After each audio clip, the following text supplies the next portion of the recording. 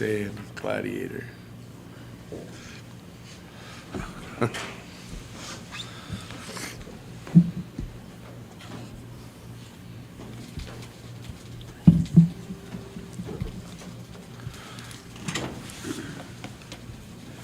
So good morning, everyone. Welcome to the Police, Fire, and 911 PSAP Committee. Today is January 17th, 2024. Present today are Public Safety Commissioner Justin Day, Finance Officer Chandra Phillips, and City Attorney Paul Jensen, along with Councilman Sprinkle and Councilman Hockett. Joining us with our committee today is also the Chief of Police, Mark Dvorak, and Andrea Potacek of the 911 PSAP. Got some stuff here I like already. We'll let you take this away. Mark? Okay, Police Department, as far as officer training, update on that. Officer Miller, part-time officer Mitch Miller, was in Pierre all of last week for EVOC training, Emergency Vehicle Operations course training. He needed that as the final step that he needed to go through to get his South Dakota certification in law enforcement. So he passed that and is now fully certified with the state of South Dakota as a law enforcement officer. Officer Fitzgerald is in week 7 of LET, the Academy in Pierre. I spoke with him over text yesterday. He said he's doing well up there. And Officer Foster is in week 7 of field training here at the Winter PD and seems to be doing very well as well. So that's the trainings we had over the last couple weeks, our update on those. PD in South Dakota was the 5th. Let's see, the next date for that is February 2nd, back out at the fairgrounds. Only thing else I have, unless there's any questions on any trainings or feeding South Dakota. All right, I'll move on to our traffic enforcement report. Only 19 stops over the last couple weeks. Weather probably contributed to that over the last several days or 5 days or whatever it's been. But there were 19 total traffic stops, 2 for the stoplight on the highway in Main Street. Both those were warnings. A stop sign violation here on the side street here in town, Interior Street. Only 1 headlight violation. That was also a warning. Stoplight or stop sign was also a warning. 15 speeding violations or traffic stops for speeding, and all 15 were issued citations for those. So no one's getting a warning, and it seems like there's kind of no in between as far as the speeds. They're either moving pretty good or going the speed limit. So they weren't given any breaks when they're going over the speed limit by, a satisfactory amount or whatever you would like to call it. So anywhere from 7 miles per hour and up, you're going to get a speeding citation, especially on the highway. There's only a couple on the streets, only 1 actually on the interior streets, and that one was 7 over. So obviously that person got a citation, 32 and 25, even though I believe all our streets are still marked 20, but it's 25 legally. So that's what it was written for, 32 and the 25. You had a question? The question was how far over were the citations, and you answered that. So Officers, well, it goes officer to officer. Everyone has kind of what they like to do, but we kind of like to see you getting uniformity. over. Excuse me? Uniformity within your officers Yeah, is we always kind of good. like to see some consistency in Yes. that. So, any other questions? I have a question. The officer that you said that's now fully SD certified, do we need to do something about wages? Yes, we'll bring that up in personnel. We'll bring that up. Oh, we have one, finally. That's been the issue is we haven't had a personnel meeting since beginning of December. Yeah. But we do have one in February, so perfect.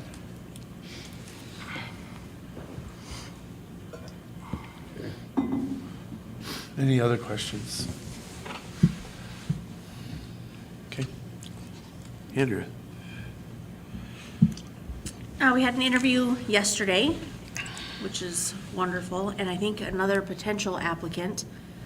I haven't heard back from HR. I think she's gone today, but it sounded like they were coming to get their stuff yesterday, so hopefully, hopefully we're seeing a little light at the end of the tunnel there.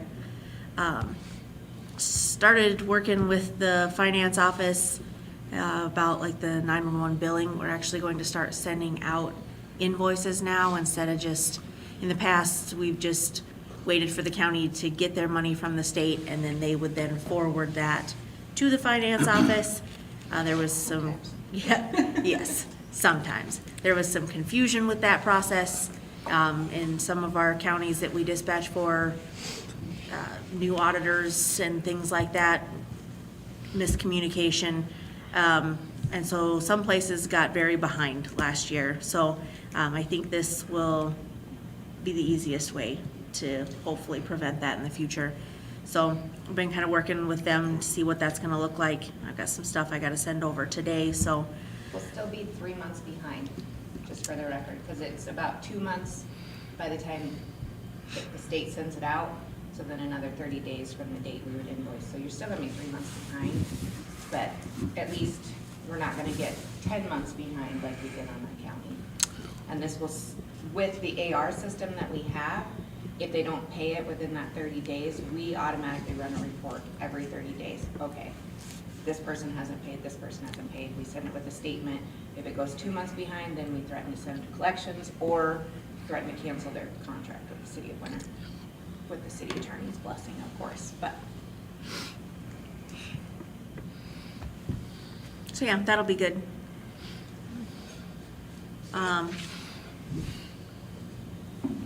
Yesterday was introduction and first reading of House Bill 1092, which is regarding the 911 emergency surcharge monies that we've talked about. I gave everybody a copy of that, but essentially they're amending the existing. So they're changing striking out the $1.25 and changing that to $2, and then just changing a little bit of the wording on how that money can be used. Really, that's the big change. But I mean, it's a start, and it's a big one in terms of moving forward. I think they did add at the bottom there that the counties must distribute any monies received to the eligible PSAP.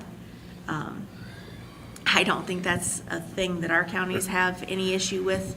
I know we have heard from counties in the past that built up a surplus of those surcharge funds, and they like had a savings account with 911 money sitting in it. And at one point, I think they were allowed to use that for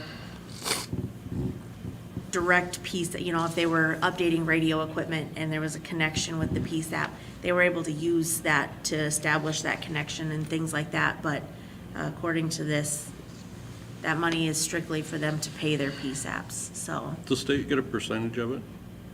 yes, Probably the a bigger big percentage. percentage of it, several that. different times.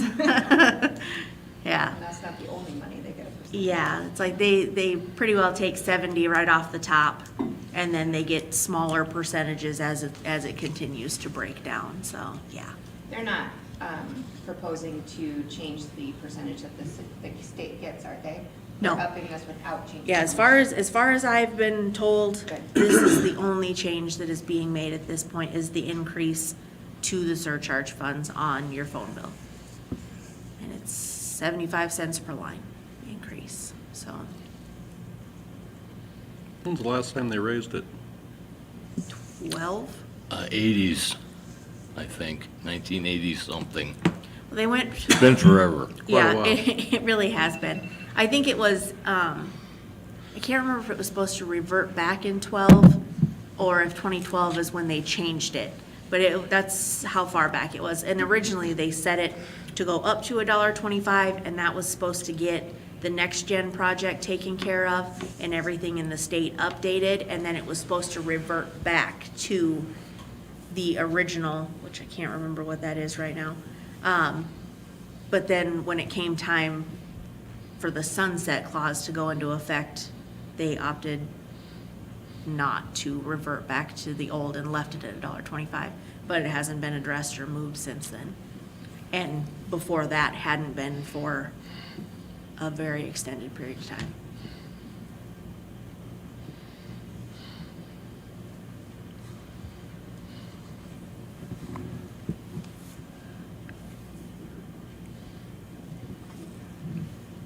I know when the 911 coordinator was down here,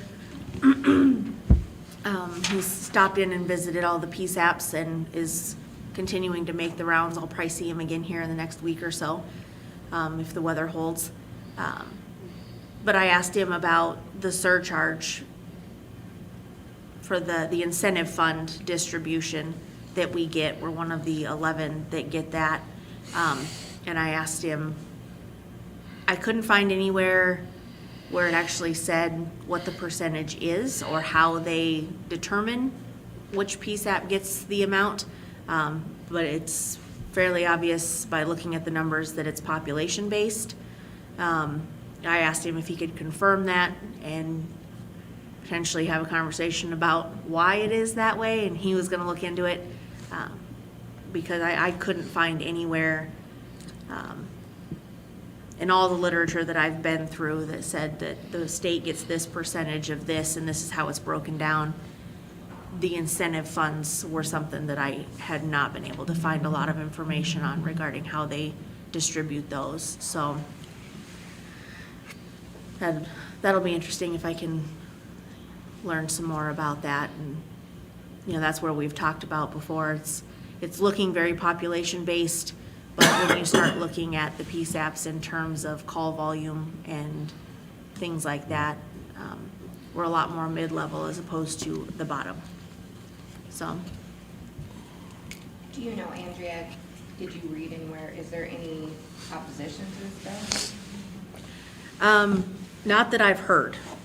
It just happened yesterday, and there was there was no audio that went along with it. Sometimes that happens. Yeah. It's not intentional. That I had found yet. There was no audio that went along with the introduction and first reading. And then we haven't had, every month we have like a PSAP conference call with Jason and all the other PSAP directors. We haven't had one of those. So I have not heard if anybody was in attendance as to whether or not. But before that, it didn't sound like there was any. And when's he coming down, Andrea? Because I know he's coming down. He was gonna try this week, but he told me he'd call. I haven't heard from him yet, so I don't anticipate seeing him this week, so hopefully next. Cause he was gonna try. I talked to him last week and he was gonna try this week. He said he'd call me and I haven't heard yet, so I'm assuming next week sometime. Your annual report's about due too, isn't it? Yeah, they'll start asking for that. Is that March? I think it's due in March, Yeah. So they send it out in March. Yeah.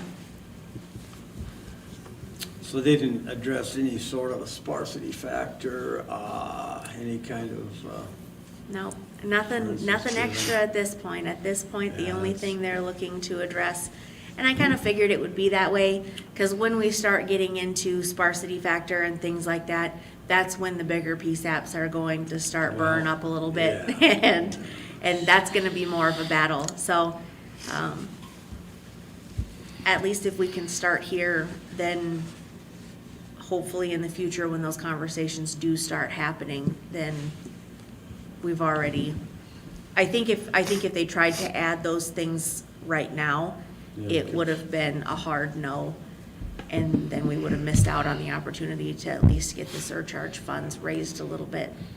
And I know we talked about the hope was that potentially they would build in some sort of CPI increase or something like that, but Or base it on call volume. yeah, well, that would, If they would base it just on Definitely help. call volume, we would move up a few levels, yeah, Oh, yeah. just on call volume. I mean, that makes more sense than population based to me. Because population markets are all different. Government don't They work. have different levels of involvement, you know. Different areas of the state have different levels of involvement with the PSAPs, but call volume would be a fair way to distribute that. Right, Yeah, and I mean, the everybody? thing Call is, volume, now with the phone system that we have, it would be an easy way to run a quick report and track that. It's not something where, Yeah. you know, you couldn't fudge your numbers. No. Because the system is tracking how many 911 calls are coming into your center and how many of them are actually getting answered. That would be an accurate reflection of what's actually happening, and Yep. that's what you want. Yep.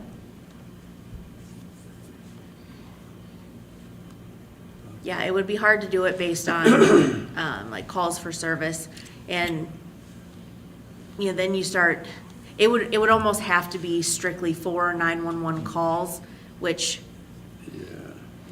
honestly, we would probably get in trouble a little bit if that was the case. I mean, without seeing the numbers, it's hard to say, but a lot of our call volume comes from people calling the sheriff's office. And I think we are one of the rare PSAPs that answers those admin lines. Right. You know, a lot of other places don't let that rollover happen. And so, you know, it's a great thing about living in rural South Dakota, but it's also a downfall when you look at it in terms of that. People know that they can call the local sheriff and get help. So they do that, and we answer the phone and they get their help. People in bigger areas, it doesn't always, you know, it's not the same mentality there. It's easier for them to just call 911. So, plus then, like we've talked about, like Jason brought up, is when you look at things in totality, if 911 calls are making up 30 to 40% of our call volume, and the state can say that the surcharge money is covering 30% of the PSAP costs, then they think they're doing their part. So I don't want things to be looked at just from the 911 call volume perspective. I mean, there's so many different angles and so many different ways to look at it. It's obvious to us that something needs to be done differently, but what that is just yet, I'm not 100% sure. Because I can definitely see somebody trying to take that and twist it, and us coming out on the back end again. The section 2 in this House Bill 1092, I'm just curious about, that provision says that they're going to distribute monies that are collected pursuant to that 8.7 to the eligible PSAP that serves that county. How is that being distributed now? Well, like I said, I think up to this point, and it's not something that our counties have had. I mean, they're definitely getting charged more than what they're collecting from the state. Sure. But one of the counties that we've spoke to in the past, they had a surplus that they were very strict on what they could spend that money on. But there was a little bit more wiggle room where, like I said, if they had a radio project that they were doing, and because there's that connection with the PSAP, they were able to use some money for part of those things, as long as they could say that it was for the connectivity or whatever with the PSAP, then part of that money could go to a project like that. But Which whereas would also this, lead to some lack of consistency between some of the various counties. yeah, Yeah, okay, thanks.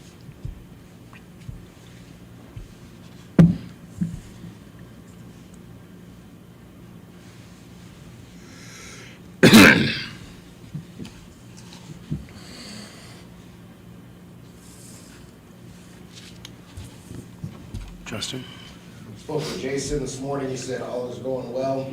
We are just trying to find time between both our schedules to have him come in, go over the budget, start learning how to look at that, how to spend his money that the city has allocated.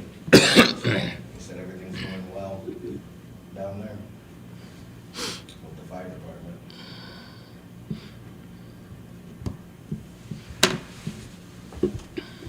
Questions, council? I think they've been all asked.